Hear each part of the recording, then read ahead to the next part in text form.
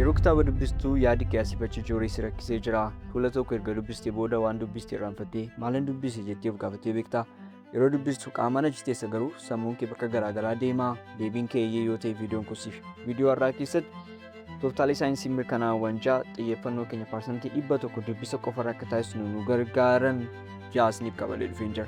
Viidiyoo kana keessatti akkamitti xiyyeeffannoo keenya guutuudhaan dubbisa keenya qofarra akkaataatti dandeenyu isinitti agatumraatti akkana wajjin turtan isinii jechuu barbaada.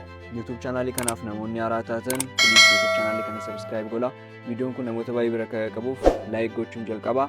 Yaada keessan komentii irratti nuu kaa'aa. Toopikii itti aanu irratti immoo viidiyoo irratti isiniif hojjennu yoo barbaadan isas komentii jala nuu kaa'aa. Kallattiidhaan gara viidiyoo keenyaatti darbu.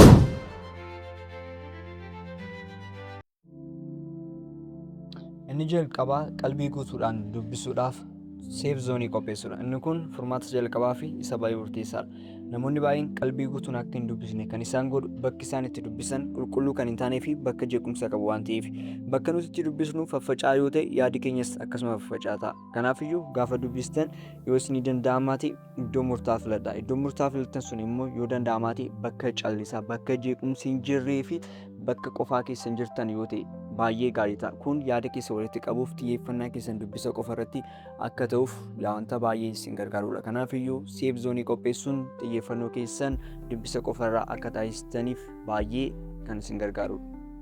Inni lammaffaan active reading fayyadamu yookaan sagalee ol kaasanii dubbisuudha. Kun furmaata isa guddaa fi karaa saayinsiitiin illee kan mirkanaa'edha.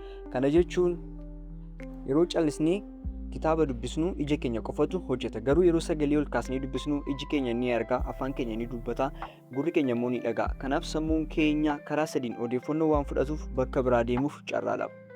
Gaafa dubbistan yoo isin danda'amaa ta'e sagalee keessan ol kaastanii yoo dubbistuu ta'e sammuun keessan guutummaan guutuutti waan hojjetuuf kallattii garaagaraatiin odeeffannoo waan fudhatuu fi yaadi keessan bakka garaagaraa akka hin deemneef baay'ee isin gargaara. Kanaaf sagalee ol kaasanii dubbisuun furmaata isa lammaffaa fi isa baay'ee murteessaadha. Inni sadaffaan pomodoro teeknikii fayyadamuudha. Saayinsiin akka ibsutti sammuun namaa yeroo dheeraaf osoo hin bokkatiin xiyyeeffachuu hin danda'u. Kanaaf iyyuu walitti fufinsaan yoo dubbistu ta'e xiyyeeffannoon keessan bittinnaa'uu danda'a. Yeroo dubbistan keessatti daqiiqaa 25 dubbistanii daqiiqaa 5 bireekii fudhachaa yookaan boqonnaa fudhachaa gaafa deemtanii sammuun keessan aktiivii waan ta'uuf carraan xiyyeeffannootti kennitanii sa'aatii dheeraa dubbisuu keessanii baay'ee bal'aadha. Kanaaf iyyuu walitti fufinsaan dubbisuu caala gidduu gidduutti bireekii fudhattu yoo ta'e boqonnaa ni fudhattu yoo ta'e sammuun keessan aktiivili hojjechuu ni danda'a.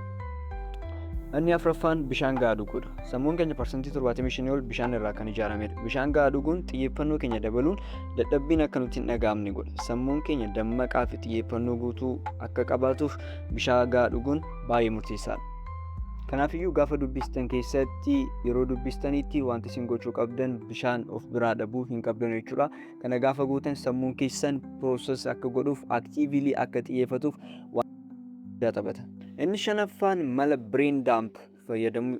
Brain dump jechuun yeroo dubbisaa jirtanitti yaadota gara keessan dhufan waraqaa irratti barreessuudha. Malli kun mala baay'ee murteessaadha. Namni kamiyyuu yeroo dubbisuu keessatti yaadi garaagaraa itti dhufuu danda'a. Yerootti yaadi garaagaraa isinitti dhufutti yaada sana yoo waraqaa irratti ni barreessitu sammuun keessan yaada isinitti dhufe sanas waraqaa irratti waan barreessuuf kallattiidhaan gara dubbisaatti deebi'uun dubbisa keessan irratti more focus gochuu dandeessu. Kanaafiyyuu yaadi garaagaraa yoo isinii dhufate fakkeenyaaf hiriyaa keessaniif bilbiluu yoo akka yaadaatti isinii dhufe akkasumas immoo wanti garaagaraa akka yaadaatti yoo isiniif dhufe wanti isin gochuu qabdan yoo jiraate yaada isiniif dhufe sana waraqaa irratti barreessuudha. Waraqaa irratti barreessitanii sa'aatii wanta sana irratti hojjettan yoo achirra keessanitti ta'e sammuun keessan wanta sana akka raawwattanitu waan of amansiisuu fi kallattiidhaan gara dubbisaa keessanitti deebi'uudhaan yaada keessan dubbisarra kaa'uu ni dandeessu. Kanaaf brain dump fayyadamuudhaan yaada keessan guutummaan guutuutti dubbisarra kaa'uu ni dandeessu.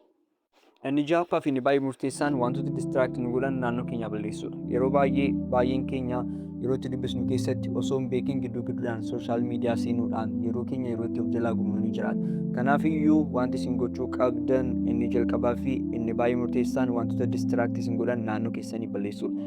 Inni kanaaf inni jalqabaa irratti bilbila naannoo keessanii yoo fageessitan baay'ee murteessaadha jechuudha. Kanaaf iyyuu ruumii itti dubbistanii ala bilbila keessan kaa'uudhaan wantoota distract isin godhan ofirraa fageessuu ni dandeessu jechuudha. Saayinsiin akka jedhutti yeroo dubbisnu keessatti bilbilli keenya naannoo nuti dubbisnu yoo jiraate sammuun keenya parsantii 20 xiyyeeffannoo isaa ni nyaatamaa jedha. Kanaaf yoo isin danda'amaa ta'e bilbila keessan roomii dubbistan irraa iddoo biraa yoo keessan baay'ee filatamaadha yookaan immoo namatti kennuu dandeessu.